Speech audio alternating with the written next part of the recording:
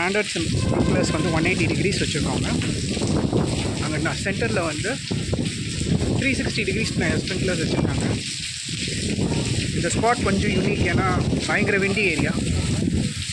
இந்த விண்டி ஏரியாவில் வந்து கரெக்டாக அடிக்கிறது கொஞ்சம் கஷ்டமான வேலை தான். பட் நல்லா வேலை பண்ணியிருக்காங்க. இங்கே ஒரு 2-3 ஸ்பின்லர் வந்து கொஞ்சம் அந்த பவர் இல்லை. இது பார்த்திங்கன்னா அந்த லாஸ்ட் ஸ்பின்லர் வந்து பவர் இல்லை, அதை கொஞ்சம் சரி பண்ணிட்டு இருக்காங்க.